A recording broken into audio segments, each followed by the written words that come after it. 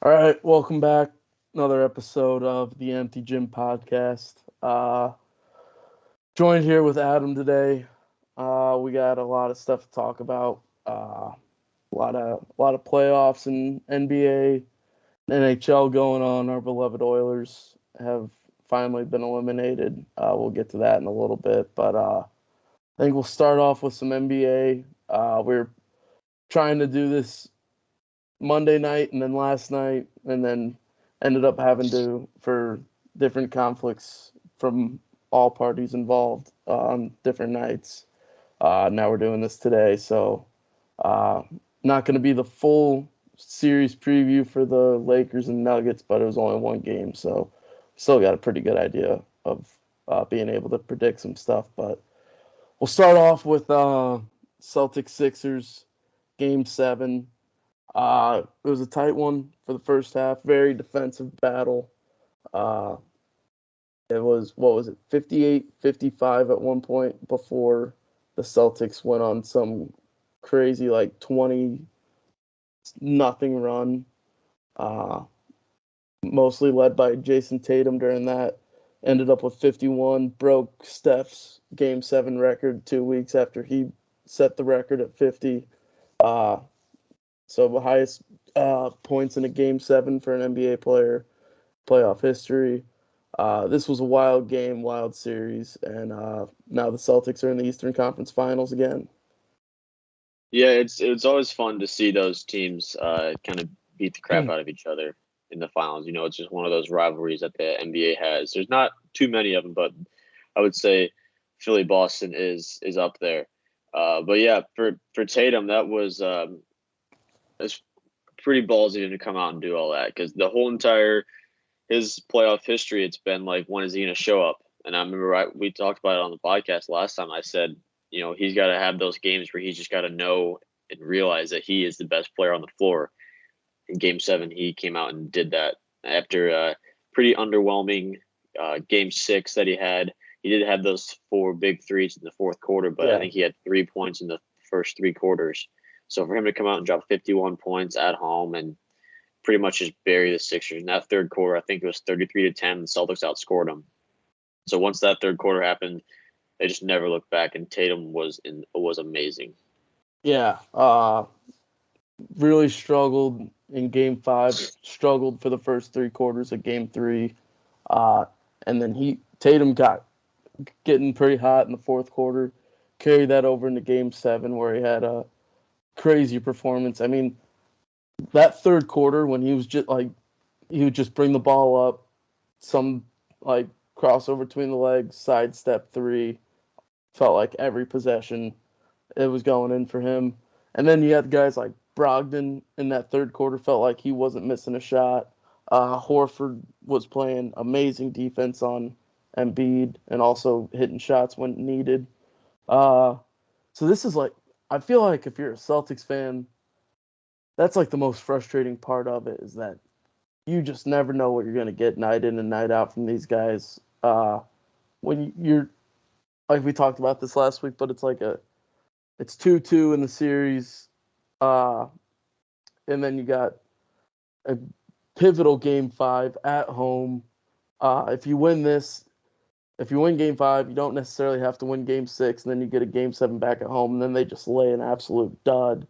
And then I going into game six, I was really torn thinking about the game because I was like, you know what, like Celtics are on the brink of elimination. I think they're going to play better and win, but at the same time, if they play anything like they did in Game Five, they would have no chance. And then, I mean, they got rolling in the fourth a little bit, where like it was pretty low scoring, tight game most of the game, and Celtics were able to come out with it, and then Game Seven just dominates. So uh, it'll be interesting to see with this series with the Heat how they kind of go into this if they have any more of those duds.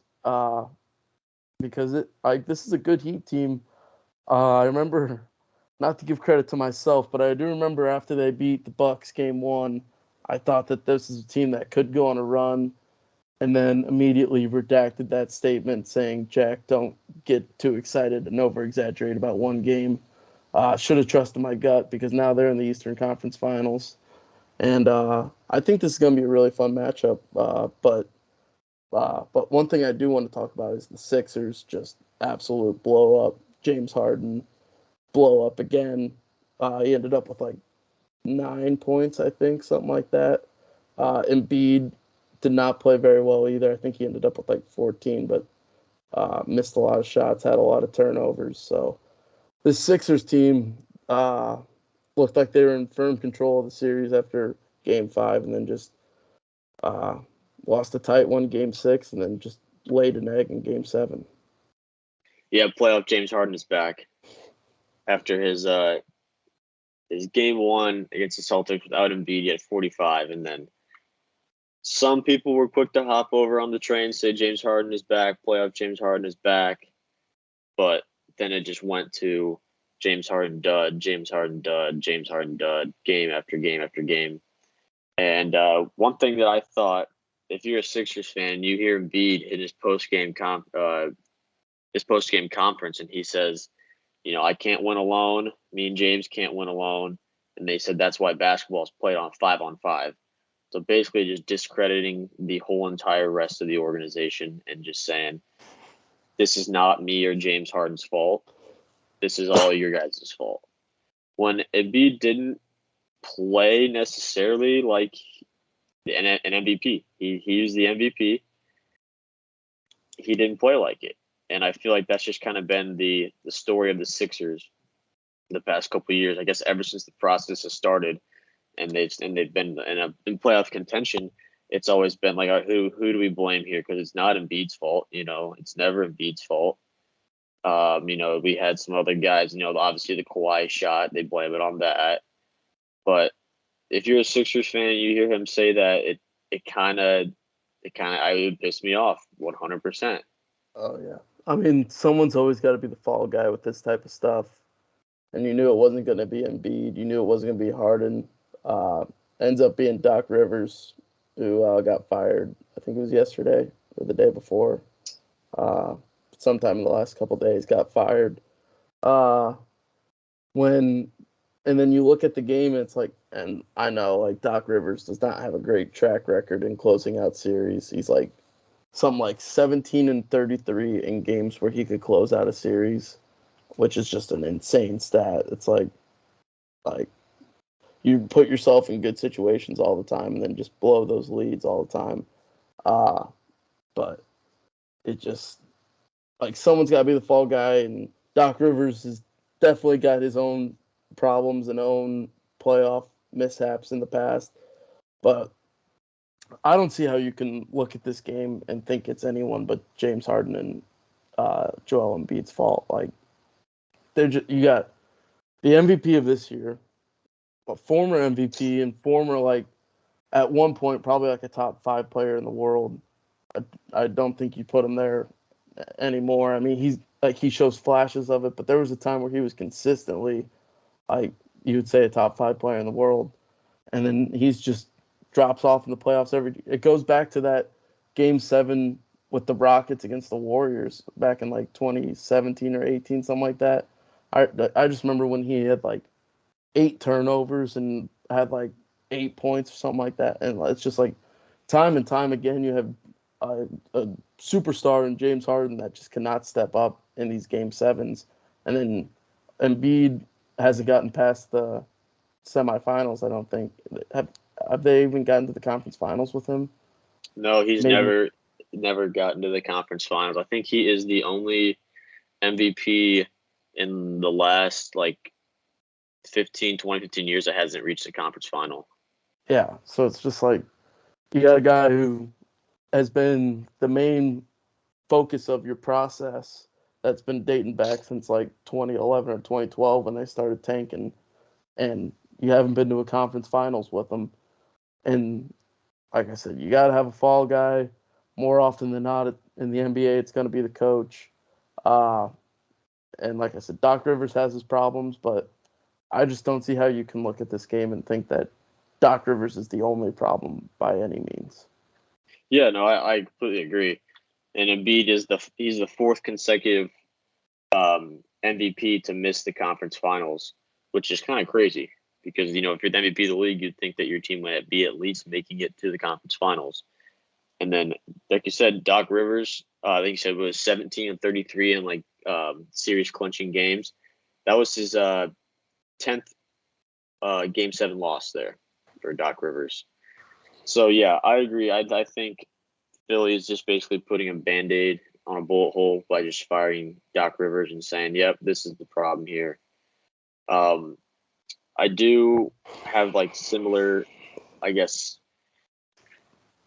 we're kind of in the same boat in a way as Bulls fans, where obviously the Sixers are a lot better of a team, but they are kind of in the same boat as the Bulls, where they're kind of just floating around where we can be really good or we can just be good enough to make it to the playoffs or something like that. Like the Bulls are floating around.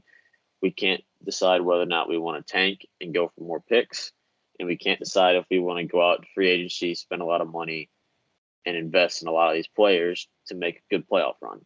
And I feel like the Sixers are kind of right there in that same boat where it's like we have these guys here with Embiid and Harden, Embiid being the MVP this year, and we haven't made a conference finals. Yeah, I mean, it's just like you got two superstars in the game who time and time again in the playoffs have not been able to come up with those types of moments. And it's just like it's got to be frustrating for Sixers fans. I mean, it's just like over and over again. You have these very good regular seasons. You have an MVP this year, and you just come up short over and over. And it's just like I don't get. It's like something's got to change for them, and it's gonna be Doc Rivers this year. Who knows if anything else will happen? I think Harden's got a player option, if I'm remembering correctly. Yeah, he could possibly be going back to Houston. I think he said something where he wouldn't be upset at all about going back to Houston, making a return back to Houston. Yeah, so it's but honestly, and they're gonna obviously they're gonna get a coach, and they're gonna get probably a pretty solid one. But if I'm Monty Williams or Coach Bud from the Bucks that got fired, I think those are probably the two top options in the coaching carousel for the NBA, in my opinion. I don't see either of those guys going to Philly because I'd just be like, why would you want to mess with that? I don't think they want to enter that. Like I said, obviously they'll get someone, and it'll be a guy who's been an NBA coach more than likely, unless it's Jay Wright, which would be very interesting, which has been rumored a little bit. I also don't see Jay Wright might do it just to coach in the NBA, but if I was Jay Wright, I wouldn't take this job because I think if Jay Wright can get just about any NBA job, probably, and it's like, why would you take one with the Sixers, the way their franchise has been, and just I heard something, I can't remember where it was from, but it's interesting when you do this process, and a lot of teams do it, and sometimes it works, sometimes it doesn't. But when you kind of create that losing culture to try to tank, I think it's kind of underrated how hard it is to get out of that culture. Obviously everyone says they want to win and stuff like that, but I think it's a lot tougher than it sounds to kind of get rid of that stink on it with purposely trying to lose for so long to get all these draft picks. And then now all of a sudden these draft picks are young and they start developing in a losing franchise and a team that's intentionally trying to lose. And then eventually you got enough guys that you feel like you can make a run, and you got to immediately change their mindsets from we're just trying to lose every game and get into a good playoff spot or get into a good draft spot to now go win a championship with no time in between. Yeah, I just feel like if for any coach, you're just kind of being thrown into the fire almost. You do have some assets to work with, but those assets that have been on the team and their team has not changed a lot. It's pretty much been the same Sixers teams. Obviously, you have some additions with PJ Tucker this year. Maxi's come in, I but like Maxi a lot. yeah, I I think think that's he's someone they very can build good. around. But like they haven't shown that they can do anything, so it's like it's not really enticing for a coach to come over to Philly and be like, "Hey, fix this." Yeah. Because I mean, unless everyone has their price, I guess. So someone could get paid a lot of money to come coach them, but I wouldn't want that job. I don't think Jay Wright wants that job. I think I heard a couple months ago when it was NCAA tournament time, they were talking about Jay Wright's possibility going to the NBA, and it was one of Jay's friends or somebody who he worked with in the media, where he said like Jay likes what he's doing in the media. He doesn't have any plans to go to the NBA. He doesn't necessarily want to. And I wouldn't want to if I was Jay Wright. Yeah, I think this year, not to get too off topic, but I think for him this year was like probably a trial run, doing TV, seeing if he liked it or seeing if he wanted to get back into coaching, whether that be in college or into the NBA. But he did an awesome job at it. I really enjoyed listening to because he called a lot of games during the regular season with Raftery and like doing like Saturday afternoon Big Ten games or Sunday morning Big Ten games, and he did an awesome job. And then he did a great job in the studio for the tournament. Uh, so yeah, I think I I don't know this obviously. I don't know Jay Wright. I heckled him a couple times at Butler games, but uh, I will say, fun fact, he is technically a fraternity brother of mine. He was a Sigma Chi at Bucknell, so shout out Jay Wright for that. Shout So out Jay Wright. brother Wright. But yeah, I think this might have been a trial run for him to see like if he really was done with coaching or not, and if he wanted to get back into it. But he did such a great job, and it sounds like he likes it. So at this point, if the job's not perfect and you don't like really want to do it, I don't think he's gonna do it right now. So I think I would not be surprised if he eventually gets back into coaching. Maybe in a couple years he'll start to miss it again. But I don't think this is the year, and I don't think the Sixers are the spot like a lot of people thought. Like right after he retired, like oh he might just go to the Sixers in a year or two, and they fire Doc.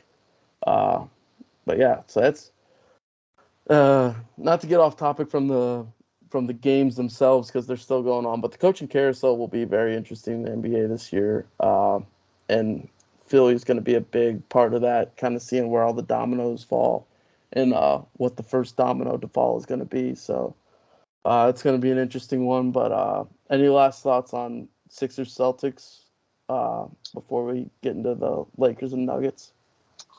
No.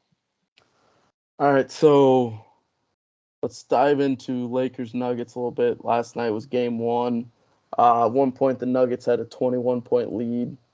Uh, Jokic was insane all night. Had like 12 rebounds in the first 8 minutes of the game.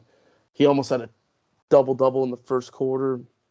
Ended up with something like 33, 21, and 14, I think, somewhere around there. Uh, and something in that vicinity. But they had triple double last night again. Uh, Played phenomenal. Jamal Murray was hitting shots. Michael Porter Jr. was hitting shots. Like I said, they were up 21, and then Lakers start coming back. Austin Reeves had an awesome fourth quarter. Uh, so I think honestly, if I'm the Nuggets, I'm a little scared because they played amazing last night.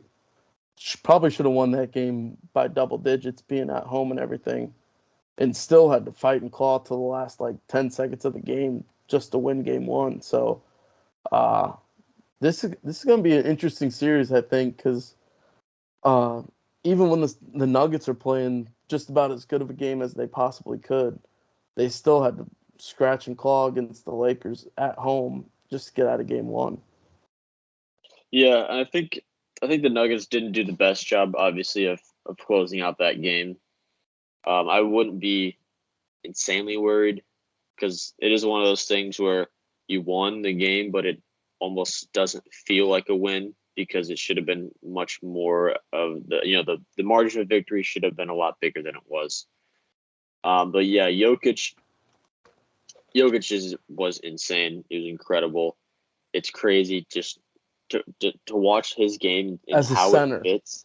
And it's just weird how it fits in today's NBA because you wouldn't think that it would.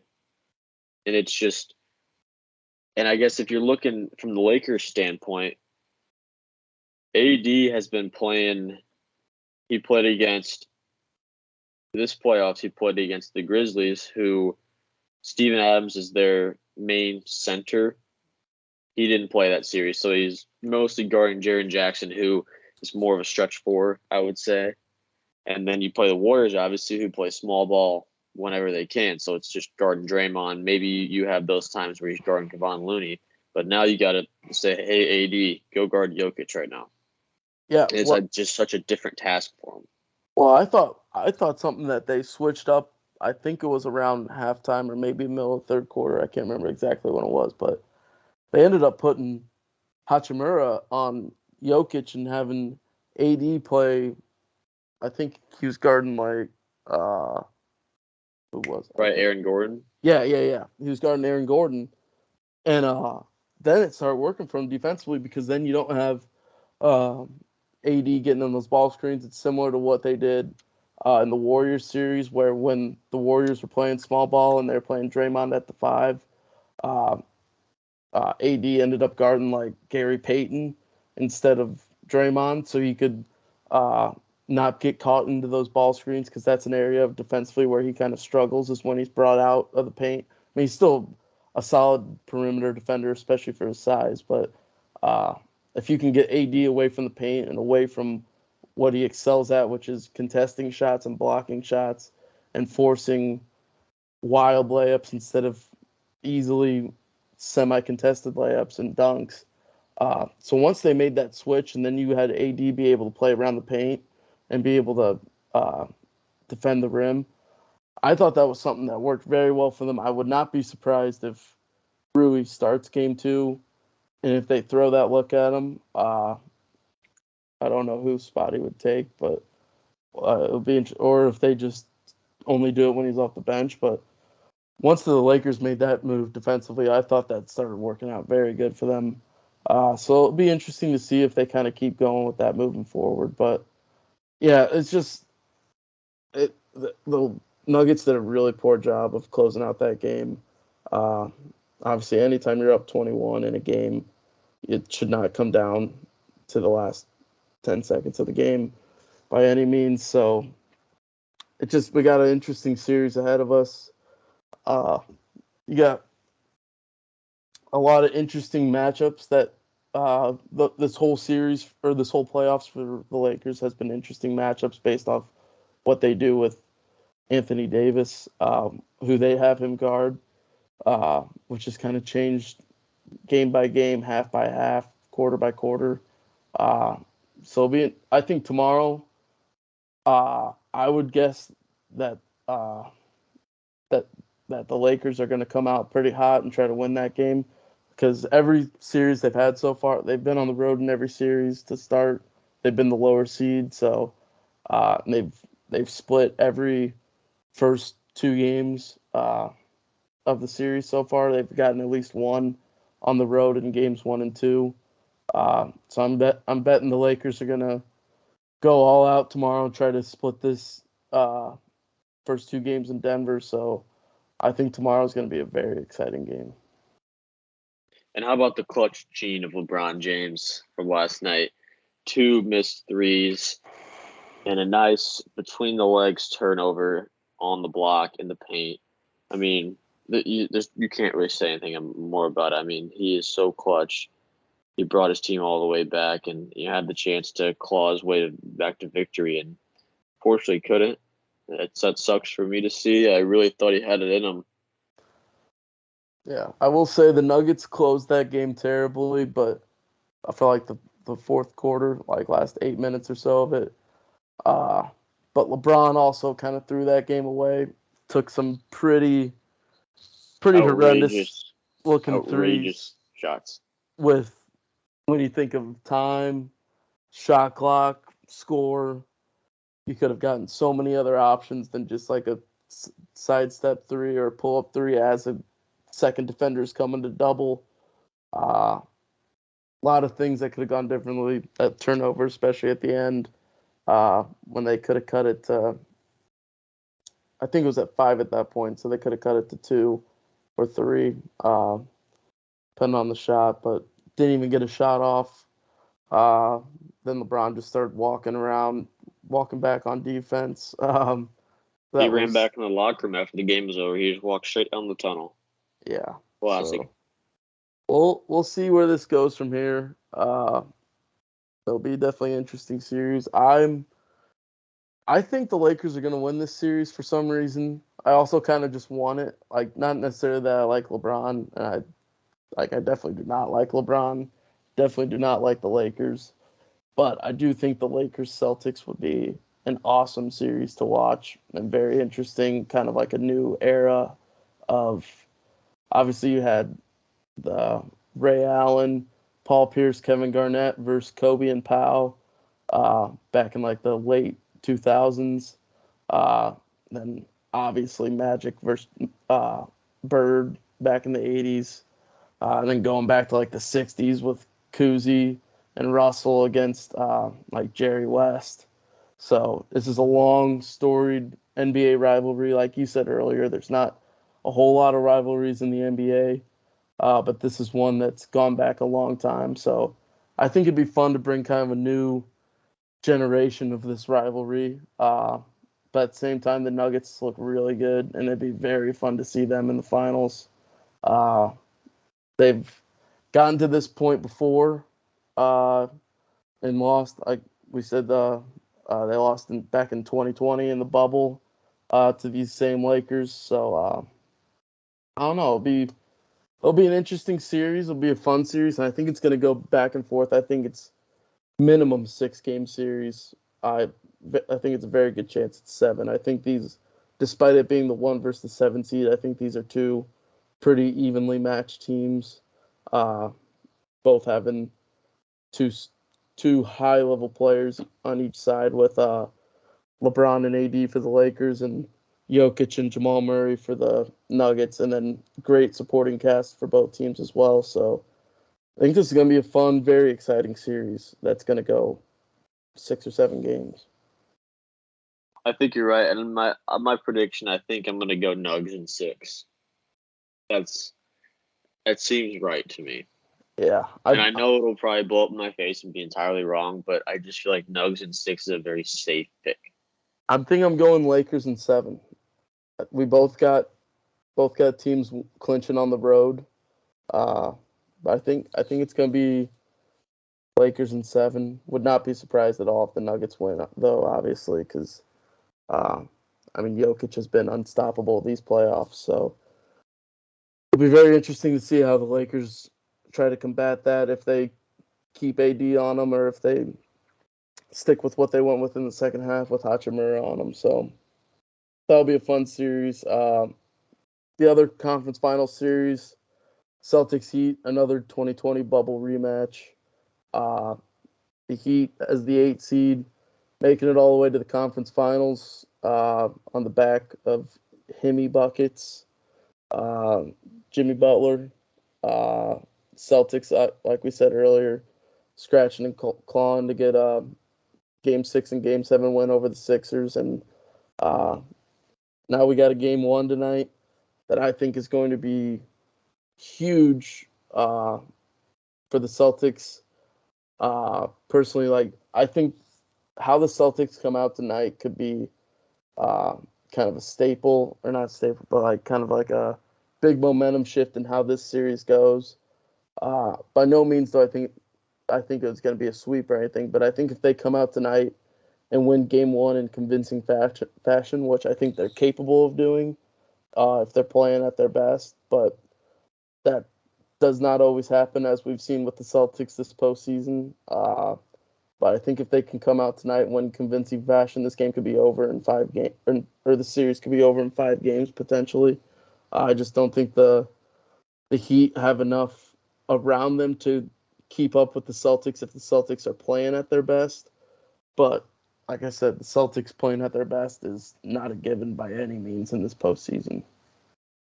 Yeah, I think I think there's the supporting cast of the Celtics is just going to outweigh the supporting cast of the Heat by a large margin. And I'll be interested to see who they put on Jimmy Butler, and if it'll be Marcus Smart will take some turns on him, or they'll put Jaylen Brown, Jason Tatum, whoever on him.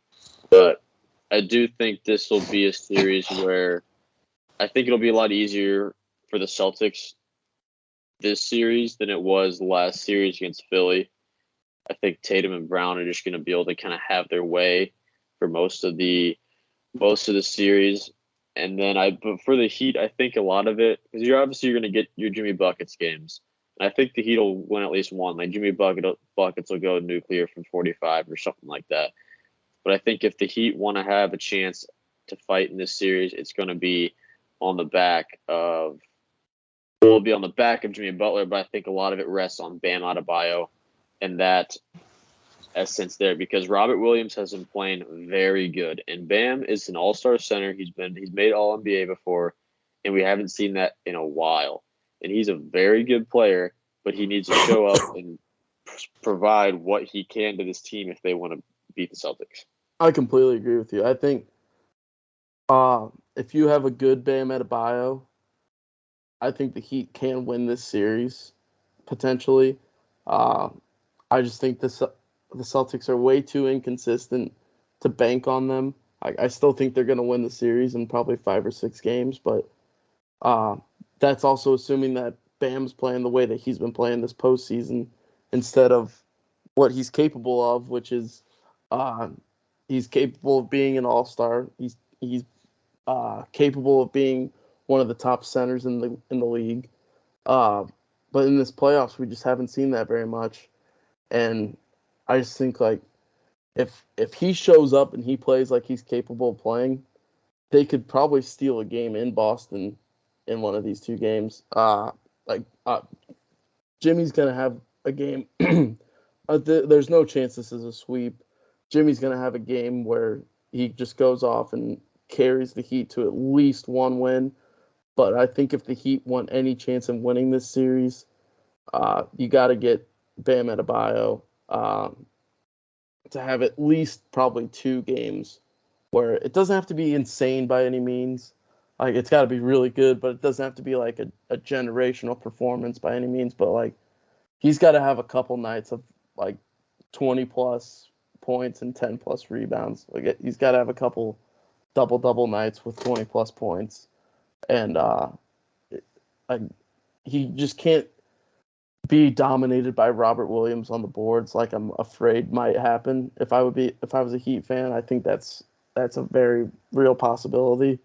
But I think game 1 is much more important to the Celtics than it is to the Heat, in the sense that I think if the Celtics, even if they win tonight, but like kind of don't play good and somehow squeak out a win, I think that could lead to kind of some doubts and some like some worries if you're a Celtics player, kind of thinking like, man, is this kind of like we barely scratched this out? Are we going to be able to like maintain? And if they lose game 1, I think this could end up being a disaster of a series for them, because I just think mentally I don't trust the Celtics right now, just with like how inconsistent they are. But I think they're talented enough to be able to get past this Heat team that just lacks a good supporting cast, especially so far this playoff. So I think tonight's crucial for the Celtics to come out and play really good and show that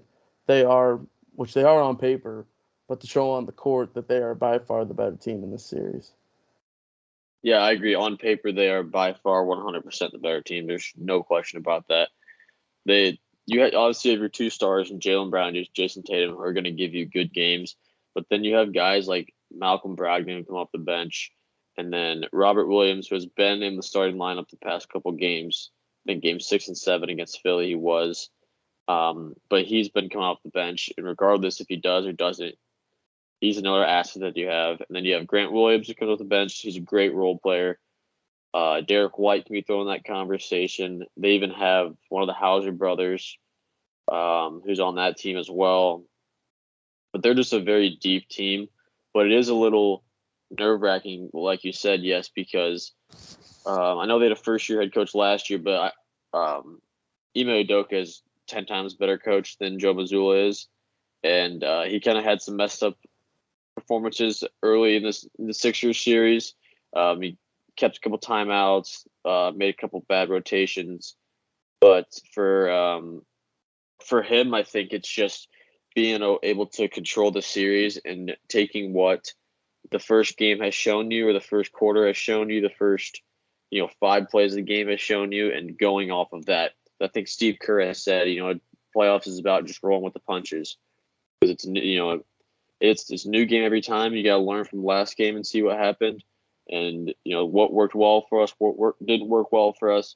So I think Joe Mazzulla needs to, I guess, in a way, be the playoff coach that he was hired to be for this playoff Celtics team. But for the Heat, it's like we said, it's all Jimmy Butler. Realistically, you're gonna have those games from Bam, but I see this one going Celtics in 5, 6 at max. I think so. I mean, like I said, you're gonna get one game from Jimmy Butler. It's not gonna be a sweep. You'll get one game from Jimmy Butler. But other than that, I feel like it's going to be all Celtics. Yeah, that's what I think. I think, like, as much as I don't trust the Celtics, I don't trust Bam a lot more. And I think you need Bam, especially with Horford and Robert Williams going up against them. I think for the Heat, you need Bam to be a force in this series, and I just don't think he can do that consistently enough. I think he's a guy who could have one of those games similar to Jimmy, where he kind of carries them to a win with the help of Jimmy as well, obviously. But I'm with you. I think Celtics in 5, 6 at most. But it also is Jimmy Butler, so who knows? I mean, no one thought they were going to beat the Bucks. I think them versus the Knicks was kind of a toss-up. I don't think anyone was surprised that they beat the Knicks by any means, but still able to get through a 5 seed, even though they probably had the best player on the floor by far. But now you're playing a 2 seed that was in the NBA Finals last year and has a guy who's been playing lights out the last game and a quarter. So we'll see how much that carries over. It'll be a fun series, and I'm excited for it. I think it'll be very fun. All right, should we go to hockey for a little bit? You want to talk real quick about Mr. Victor Wembenyama? Oh, yes, I do. Yes, I do. Actually, one more thing on Heat. Heat Celtics. You mentioned this earlier, and then I kept forgetting to bring it up, but I do think it'll be very interesting what they do with Jimmy. I would guess that they might throw multiple bodies at him. I think you'll see Tatum on him a little bit, but not very much, because I think they're going to want him to go out and score and not be worried with defending Jimmy too much. But I think, obviously, lineups and matchups matter. I think you'll see Jimmy or Tatum on Jimmy at some points in this series. But I think it'll be mostly Smart and Brown and Brogdon if the lineup comes to that. But I think they're going to try and throw multiple guys at him, probably throw some doubles at him occasionally. So I think how they defend Jimmy will be very interesting this series, and that's probably one of the things I'm most excited for tonight, to see how they try to attack Jimmy Butler defensively. But I guess, do you have any last thoughts on that series? No, don't. All right, so last night, the city of Chicago did not get our third number 1 pick. It's unfortunate. Gave up our 11th pick to the Orlando Magic, and now I don't think we even have a first-round pick. Nope.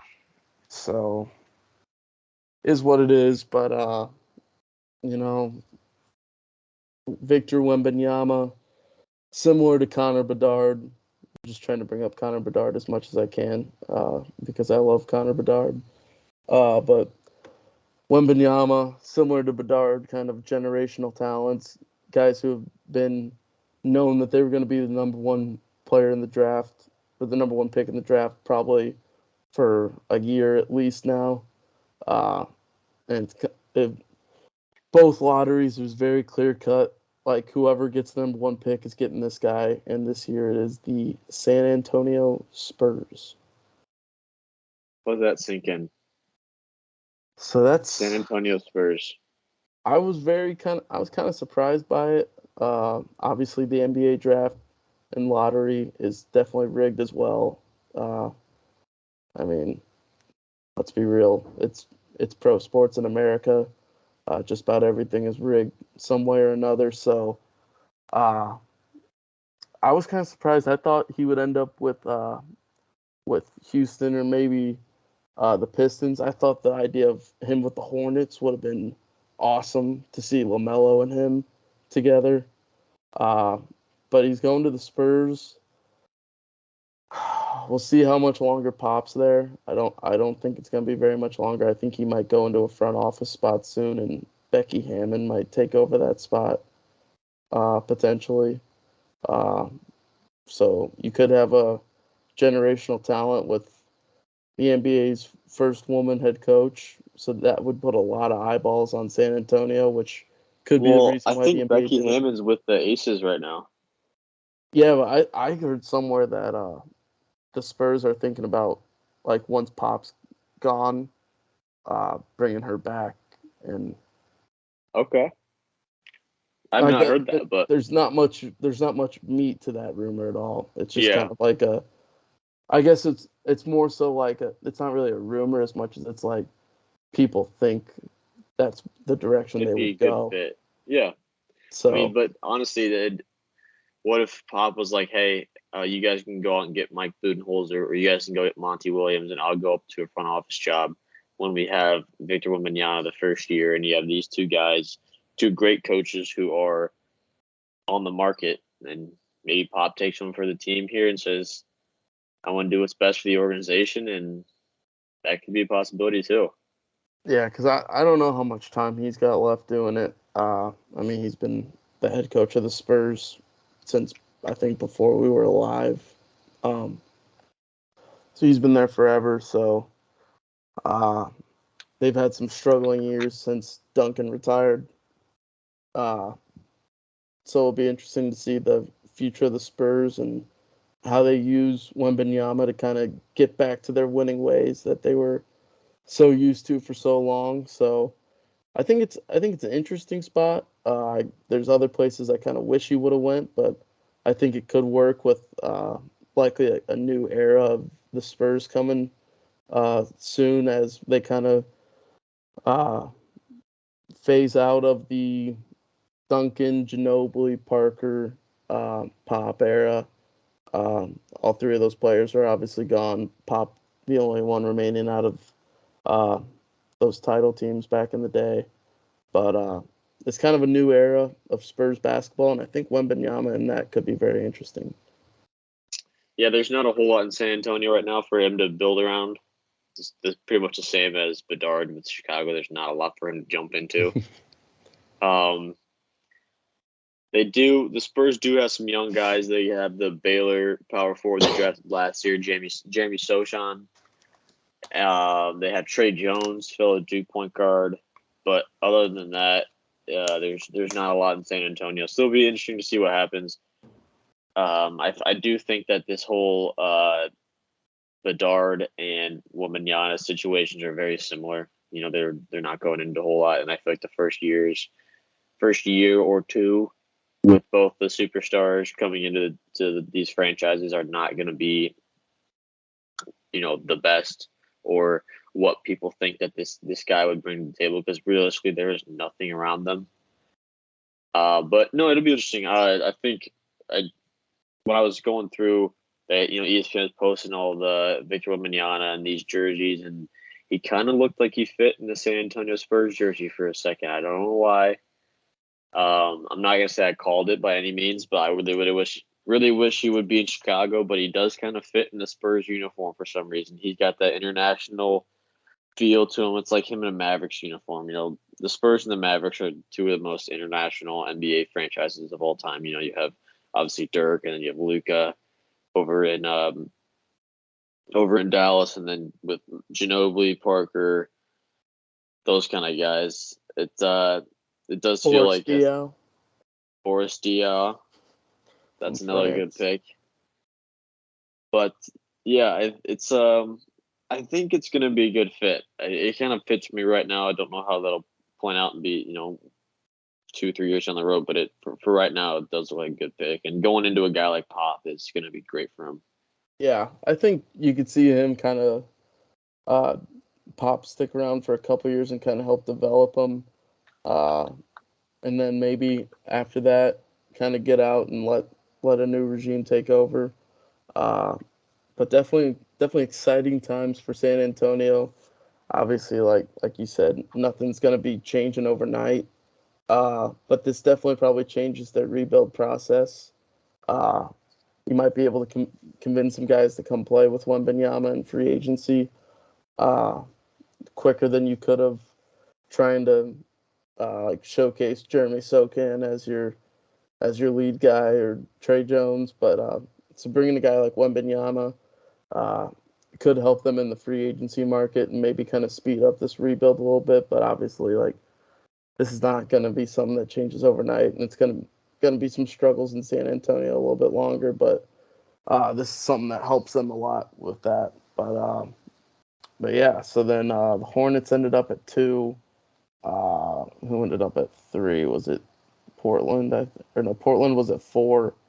Uh, no, Houston was at 4. Portland was at 3, I think, and then Detroit was at 5.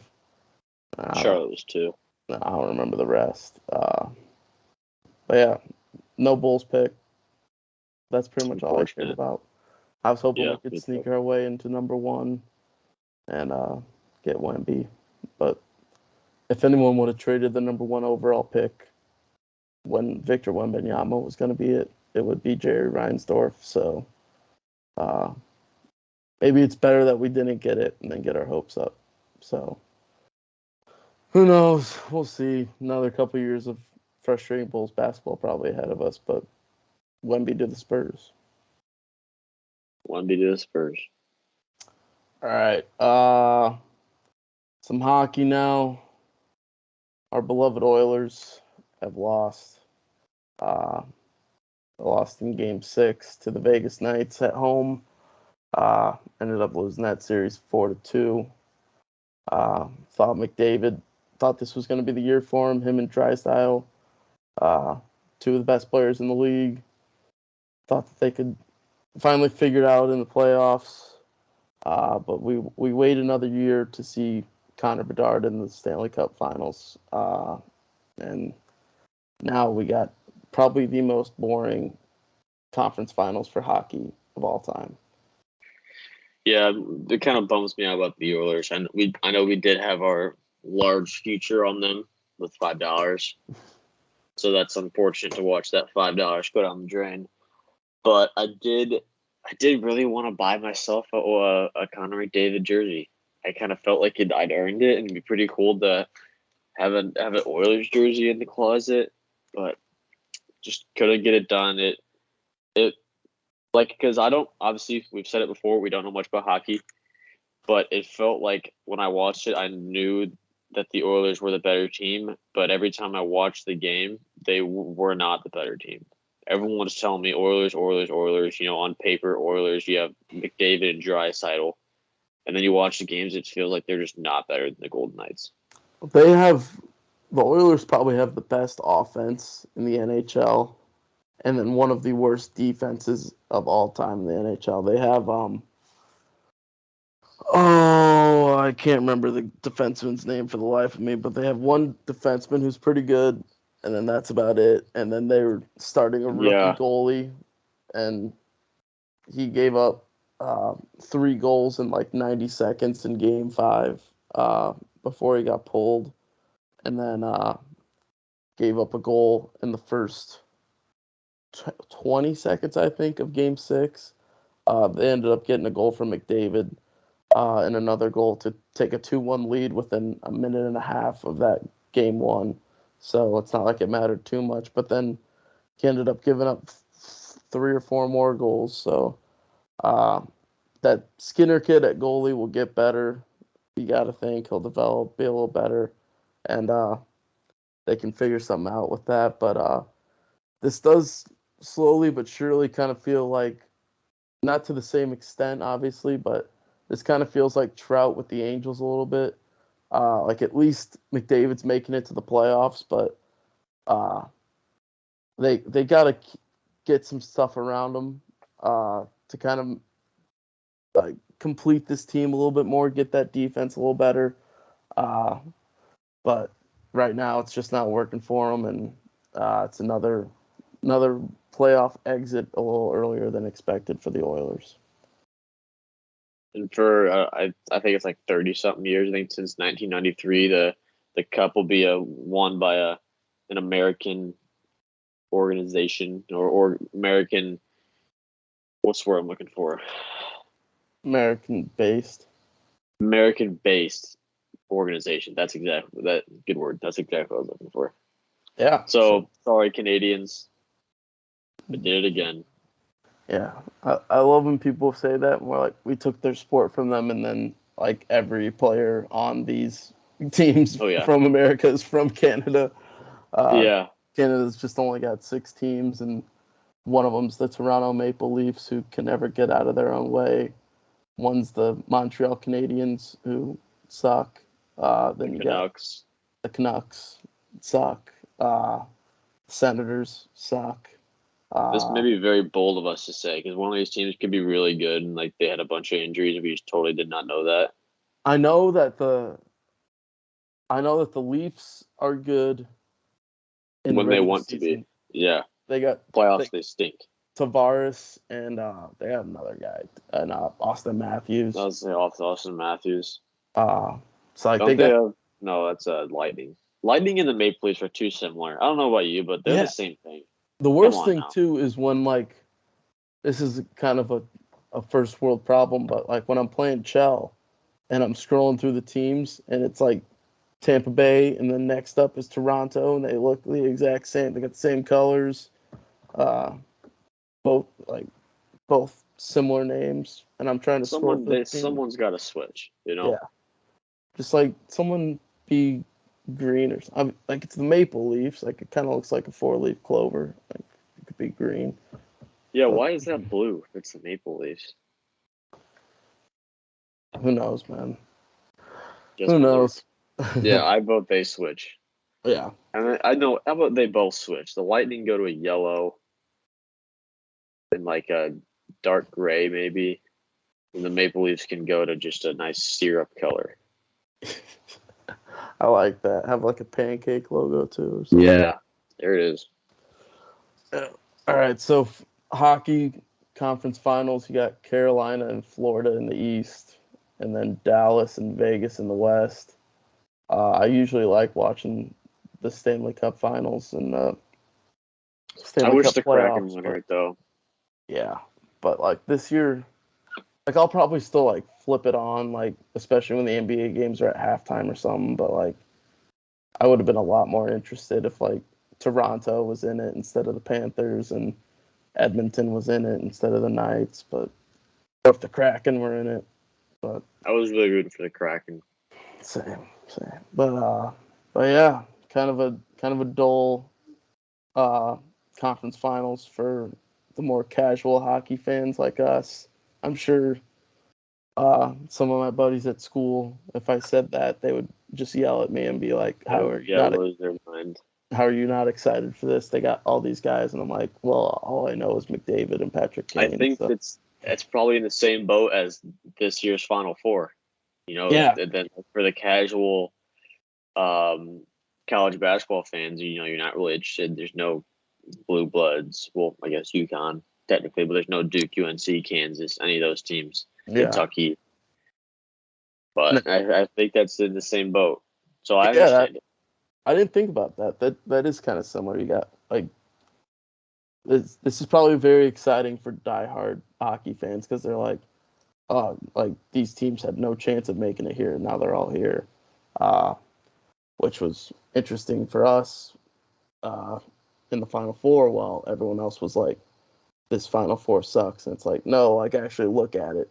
It's pretty cool. But yeah, that's probably going to be the last hockey game that I pay close attention to for the year until next October when Connor Bedard is wearing the red and black. But yeah, I think that's about all we got for hockey. Uh, College basketball, big news for you. All fired up. Jeremy Roach is going to return for his senior year to Duke.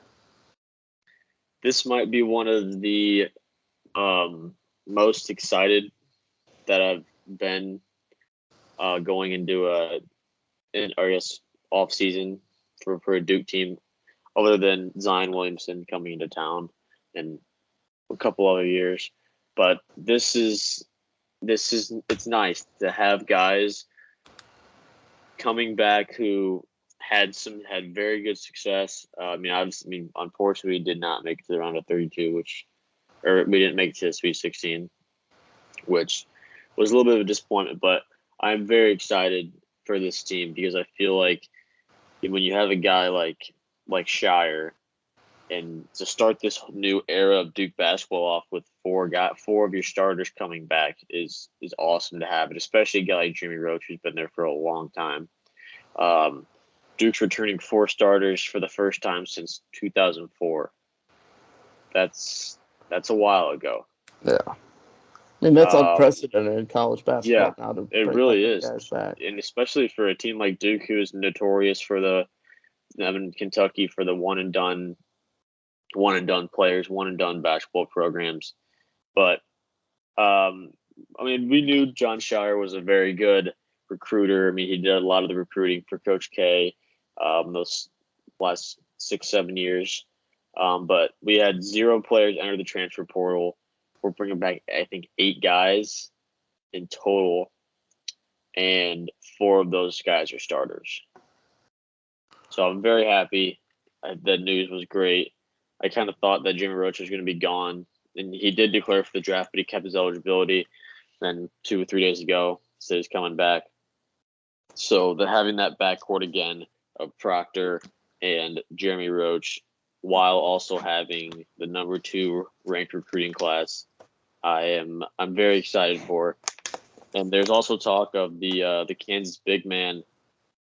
I think his last name's Uday, who is visited Duke either today or yesterday, and a lot of people are saying that that's a pretty good fit and not necessarily a done deal, but a lot of people expect him to transfer to Duke, which that will be very good to see.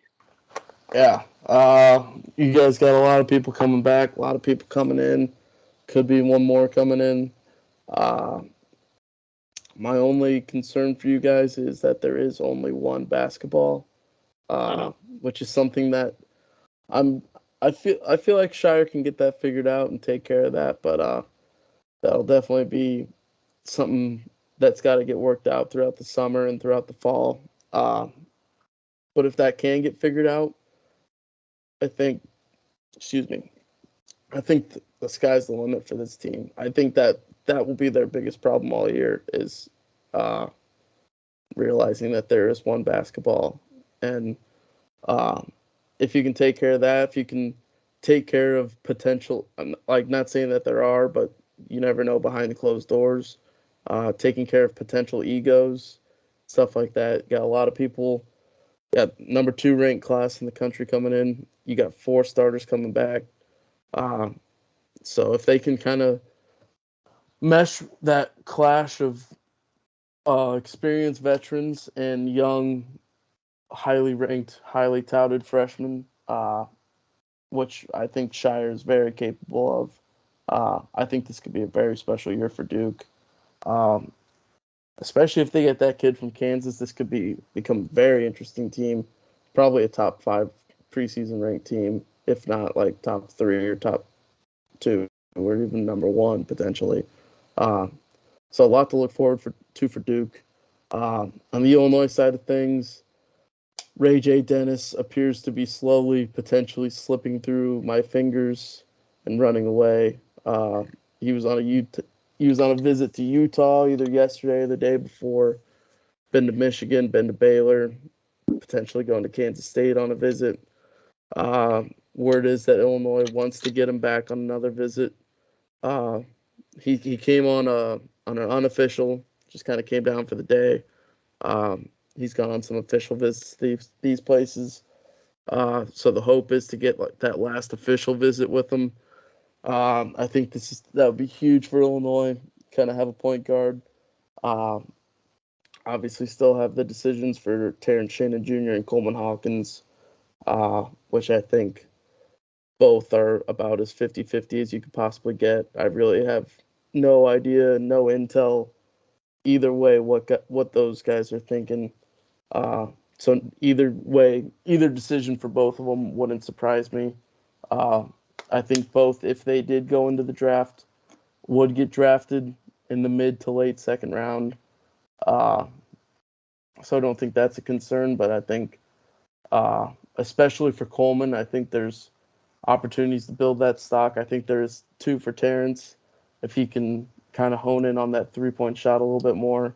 Uh, that's two decisions that could not necessarily make or break Illinois season, but have a very, very, very large impact on it. So as you're getting all this good news, I'm kind of in the same situation you've been in the last couple of weeks, kind of waiting on all this news, trying to figure it out.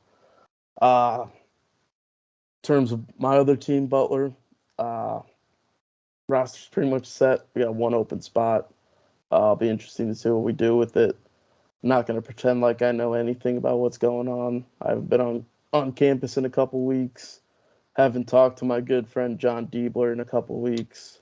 So I have no intel on what we're going to do with that last spot. But transfer portal's officially closed. Guys can still make decisions, but guys can't enter the portal anymore. So all this stuff should be winding down in the next couple weeks as people make their late decisions on the draft if they haven't yet, late decisions in the portal.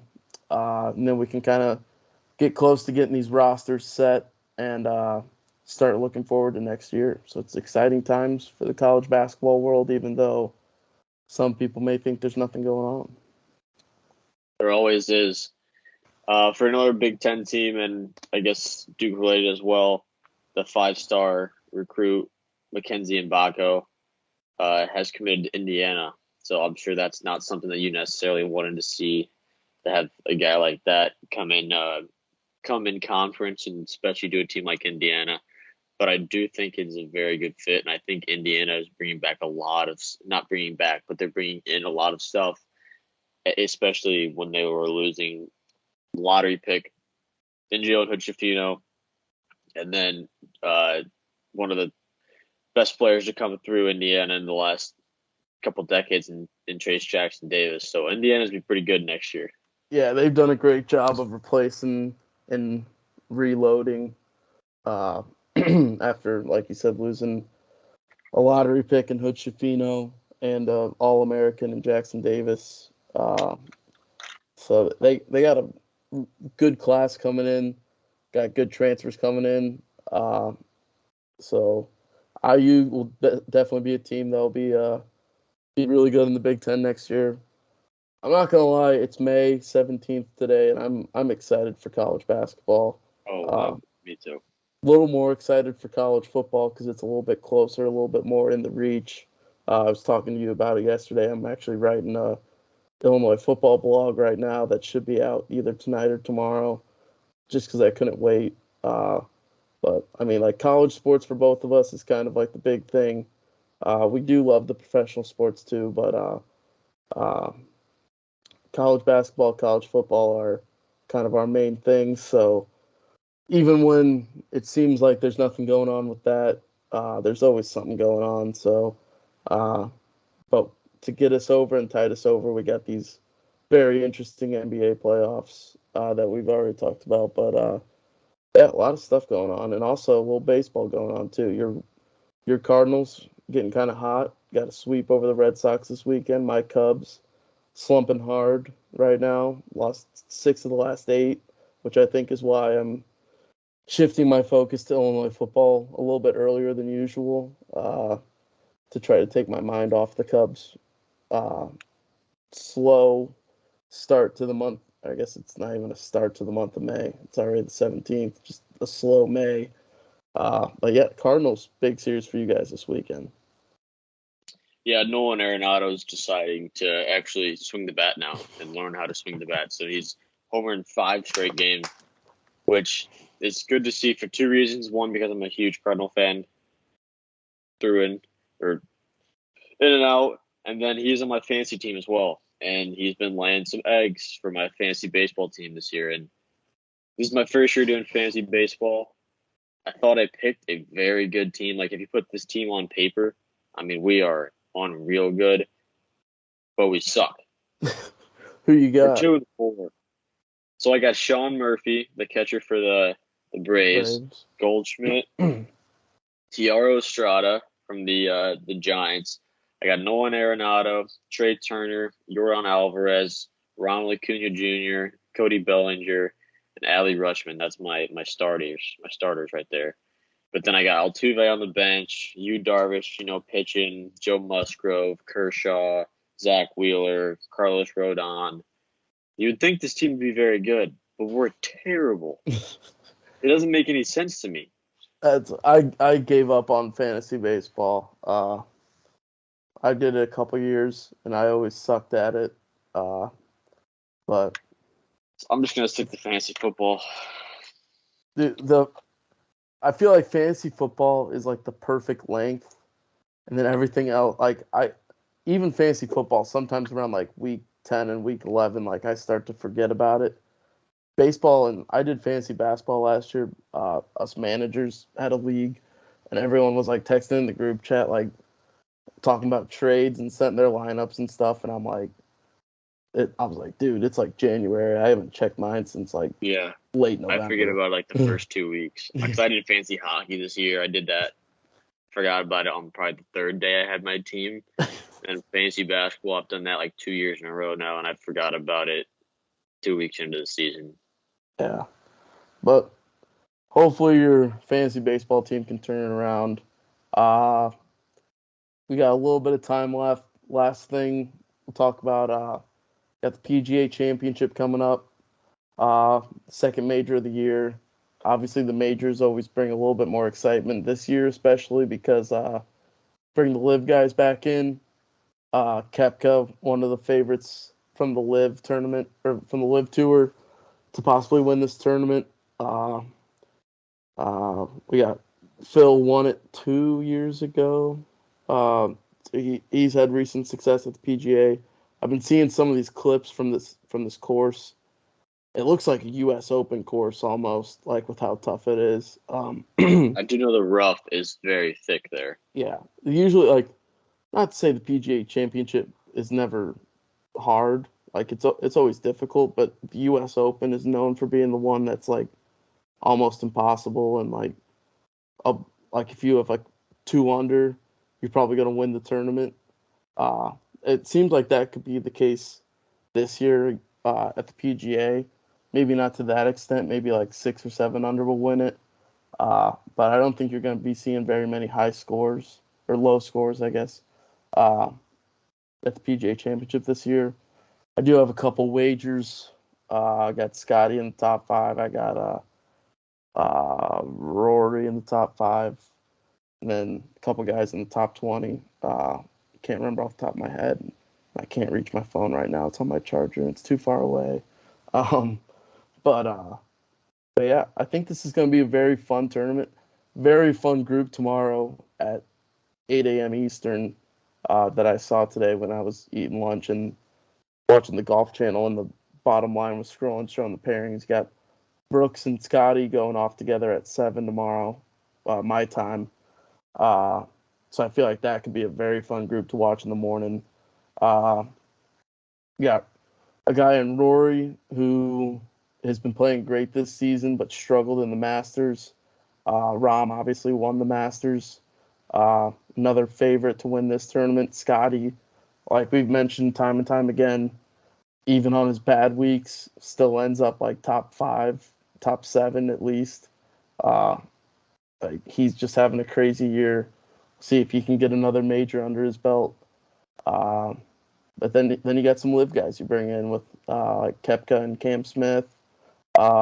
Phil obviously is always interesting to watch in this tournament. So I think it's gonna be a fun golf tournament this weekend. Yeah, it's good to have another major on this weekend. I'm looking at some of the betting odds. Right at the top, you have Rahm Scheffler at plus 750, and then Rory plus 1200, Schauffele plus 1600, Cantlay 1800, and then from on that, you're getting into plus 2000s with Koepka, Finau, JT, DJ. You have Max Homa, very enticing, plus 4,000 right there. So I'll be hounding that one for sure. Throw $15 on it. Yeah, Homa's your guy, and he struggled in majors. His best finish in a major is tied for 14th. I like Homa, not quite as much as you. Not say I don't like him, but you're a homosexual. I am a homosexual. Big Homa guy. So I like him a lot too. I'm hoping this can be one where he kind of, even if it's not winning, even if it's just getting in the top 10 and kind of getting that monkey off his back a little bit, and then maybe can get a top 5 in either the U.S. Open or the Open out in Liverpool in July. If he can kind of get inch closer and closer to uh, getting these a little bit higher finishes in the majors, I'm hoping that works out for him this week. But yeah, a lot of I think the majors this year especially are a lot more exciting because you add in the factor of the live guys, and it's the only 4 tournaments this year that the live guys and the PGA Tour guys are going to be playing together. Uh, they've said multiple times that it's not an issue at all, and that like they're still friends and they still talk. But the media will always make He'll it stir into something up. a Yeah. bigger deal than it needs to be. But it's always fun to hear about it. So, and it's just fun to see those guys compete against each other again. Don't get to see it on a weekly basis like we used to. So this it makes these tournaments a little bit more special that we get to see these guys compete against each other again. So very excited for this tournament this weekend. Yeah, absolutely. All right. We got anything else? I think we covered pretty much all of it. I don't have anything else. No. All right. Well, like I said a little bit earlier, I got a blog coming out in the next couple days. I know Adam's working on one too. Next couple days. Uh, Roach. We'll see if we can get him to write something. Don't know if you want to see his writing skills or not, based on junior year LA. Uh, but yeah, got hopefully some more of these coming out. We'll probably get one of these out again on Monday. Recap how these playoffs are going, how the golf tournament went, stuff like that. So a lot of exciting stuff coming over these next couple weeks, and we'll be here to recap all of it. So that being said, hopefully be back on Monday. May have to move it back, as you know, getting 3 of us to even just 2 of us to be able to get some on the same schedule is tough. But hopefully we can get all 3 of us back together soon and get some of these rolling again. But yeah, so hopefully we'll talk to you guys in a couple days. Thanks for listening.